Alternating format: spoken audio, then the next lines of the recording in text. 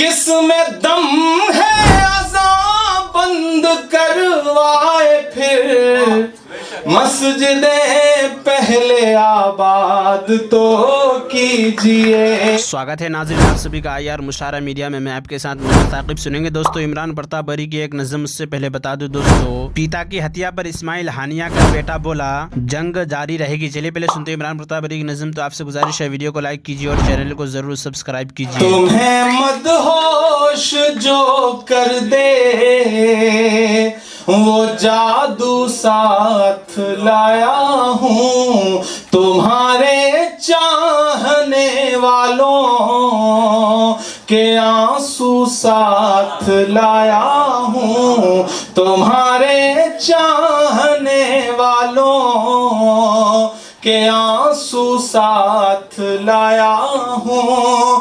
मेरे परदेसियों सौगात देने के लिए तुमको मैं अपने गांव की मिट्टी की खुशबू साथ लाया हूँ, मैं अपने गांव की मिट्टी की खुशबू साथ लाया हूँ। बहुत शुक्रिया, आपने जो दाद दी है इसमें मेरे बाल बच्चे पल जाएंगे जो भी पैदा नहीं हुए हैं। बस थोड़ी सी आप की और मोहब्बत शामिल हो।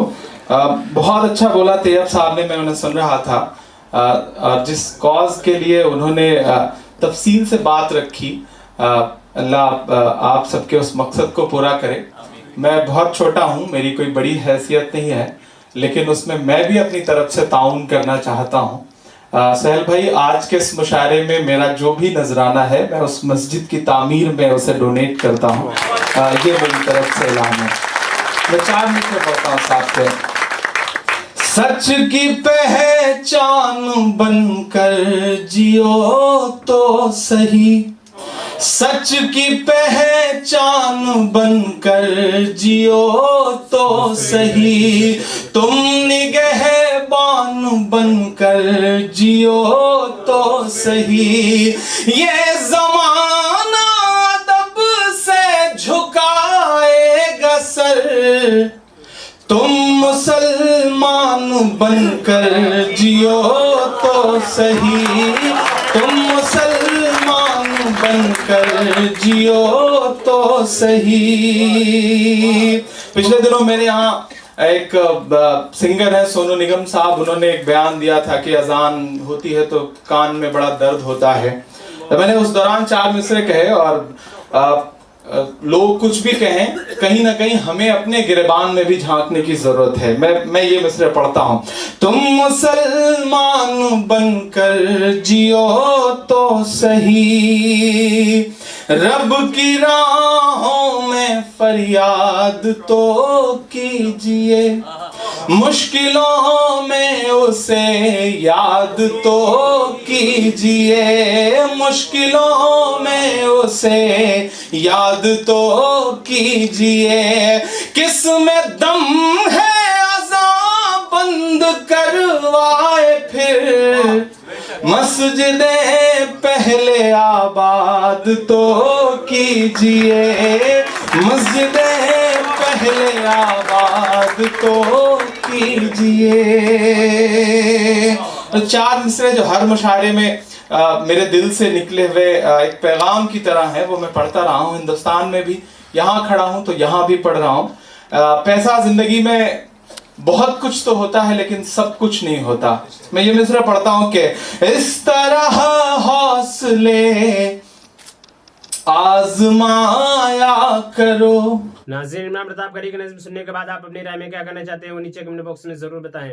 हज़रत अबू दरदा रज़ियल्लाहु अन्हु फरमाते हैं कि मैंने रसूलुल्लाह सल्लल्लाहु अलैहि वसल्लम को इरशाद फरमाते हुए सुना, जो शख्स इल्म दीन हासिल करने के लिए किसी रास्ता पर चलता है तो अल्लाह ताला उसकी वजह से उसे जन्नत के रास्तों में से एक रास्ते पर चला देते हैं। यानी इल्म हासिल करना उसके लिए जन्नत में दाखिला का एक सबब बन जाता है। फरिश्ते तालिब इल्म की खुशनुदी के लिए अपने पड़ों को बिछा देते हैं। इल्म के लिए आसमान और ज़मीन की सारी मखलूक़ात और मछलियाँ जो पानी के अंदर हैं, सब की सब दुआएं मग़फ़िरत करती हैं। बिलाशुबा عالم کی فضیلت عابد پر ایسی ہے جیسے 14ویں رات کے چاند کو سارے ستاروں پر فضیلت ہے۔ بلا شبہ انبیاء علیہ السلام کے وارث ہیں، اور انبیاء علیہ السلام دینار اور درہم مال و دولت کا وارث نہیں بناتے، وہ تو علم کا وارث بناتے ہیں۔ لہٰذا جس شخص نے علم دین حاصل کیا اسے اس میراث میں سے بھرپور حصہ لیا۔ حضرت ابو بکر رضی اللہ عنہ فرماتے ہیں کہ میں نے رسول اللہ صلی اللہ علیہ وسلم کو ارشاد فرماتے ہوئے سنا، تم یا تو عالم بنو یا طالب علم بنو یا علم توجہ سے سننے والے بنو یا علم اور علم والوں سے محبت کرنے والے بنو، ان چاروں کے علاوہ پانچویں قسم کے مت بنو ورنہ ہلاک ہو جاؤ گے۔ پانچویں قسم یہ ہے کہ تم علم اور علم والوں سے بغض رکھو۔ حضرت ابن مسعود رضی اللہ عنہ فرماتے ہیں کہ میں نے رسول اللہ صلی اللہ علیہ وسلم کو ارشاد فرماتے ہوئے سنا، حسد دو شخصوں کے علاوہ کسی پر جائز نہیں، یعنی اگر حسد کرنا کسی پر جائز ہوتا تو وہ دو شخص ایسے تھے کہ ان پر جائز ہوتا، ایک وہ شخص جس کو اللہ تعالیٰ نے مال دیا ہو اور وہ اسے اللہ تعالیٰ کی رضا والے کاموں میں خرچ کرتا ہو، دوسرے وہ جس کو اللہ تعالیٰ نے علم عطا فرمایا ہو اور وہ اس کے مطابق فیصلے کرتا ہو اور اسے دوسروں کو سکھاتا ہو۔ حضرت ابو موسیٰ رضی اللہ عنہ روایت کرتے ہیں کہ رسول اللہ صلی اللہ علیہ وسلم نے ارشاد فرمایا، میں اشعار قوم کے رفقا سفر کے قرآن مجید پڑھنے کی آواز کو پہچان لیتا ہوں، جبکہ وہ اپنے کاموں سے واپس آ کر رات کو اپنی قیام گاہوں میں قرآن شریف پڑھتے ہیں، اور رات کو اس کے قرآن مجید پڑھنے کی آواز سے ان کی قیام گاہوں کو بھی پہچان لیتا ہوں، اگرچہ دن میں نے انہیں ان کی قیام گاہوں پر اترتے ہوئے نہ دیکھتا ہوں۔ حضرت جابر رضی اللہ عنہ روایت کرتے ہیں کہ نبی کریم صلی اللہ علیہ وسلم نے ارشاد فرمایا،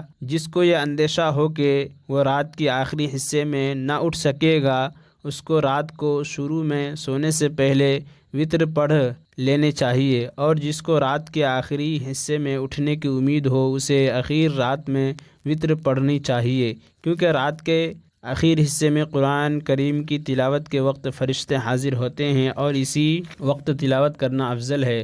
حضرت شداد بن اوس رضی اللہ عنہ روایت کرتے ہیں کہ رسول اللہ صلی اللہ علیہ وسلم نے ارشاد فرمایا، جو مسلمان بھی بستر پر جا کر قرآن کریم کی کوئی ایسی بھی صورت پڑھ لیتا ہے تو اللہ تعالیٰ اس کی حفاظت کے لیے ایک فرشتے مقرر فرما دیتے ہیں، پھر جب وہ بیدار ہو تو اس کے بیدار ہونے تک کوئی تکلیف دہ چیز اس کے قریب بھی نہیں آتی۔ حضرت ابن عباس رضی اللہ عنہما روایت کرتے ہیں کہ ایک مرتبہ جبرائیل علیہ السلام نبی کریم صلی اللہ علیہ وسلم کے پاس بیٹھے ہوئے تھے، اتنے میں آسمان سے کچھ کھڑکا سنائی دیا، انہوں نے سر اٹھایا اور کہا، یہ آسمان کا ایک دروازہ کھلا ہے جو آج سے پہلے کبھی نہیں کھلا تھا، اس سے ایک شخص اترا ہے، یہ فرشتہ آج سے پہلے کبھی زمین پر نہیں آیا تھا۔ اس فرشتے نے حاضر خدمت ہو کر سلام کیا اور عرض کیا، خوشخبری ہو، آپ کو دو نور دیے گئے ہیں جو آپ سے پہلے کسی نبی کو نہیں دیے گئے تھے، ایک سورہ فاتحہ، دوسرے سورہ بقرہ کی آخری دو آیات، آپ ان میں سے جو جملہ بھی پڑھیں گے وہ آپ کو ملے گا، یعنی اگر تعریفی جملہ ہے تو تعریف کرنے کا ثواب ملے گا، اور اگر دعا کا جملہ ہے تو دعا کی ثواب ملے گا۔ حضرت ابو ہریرہ روایت کرتے ہیں کہ رسول اللہ صلی اللہ علیہ وسلم نے ارشاد فرمایا، جب تم میں سے کوئی سورہ فاتحہ کے آخر میں آمین کہتا ہے تو اسی وقت فرشتے آسمان میں آمین کہتے ہیں، اگر اس شخص کی آمین فرشتوں کی آمین سے کے ساتھ مل جاتی ہے تو اس کے پچھلے تمام گناہ معاف ہو جاتے ہیں۔ اور عمران پرتاپ گڑھی سے جڑی خبروں اور نظموں کے لیے ہمارے اس چینل کو ضرور سبسکرائب کریں۔ ملتے ہیں کسی اور ویڈیو میں ایسے ہی نئی نظم اور نئی خبروں کے ساتھ، تو جب تک کے لیے دیجیے مجھے اجازت اور رکھیے اپنا خیال۔ آپ دیکھ رہے تھے IR مشاعرہ میڈیا اور میں آپ کے ساتھ محمد ثاقب۔ السلام علیکم۔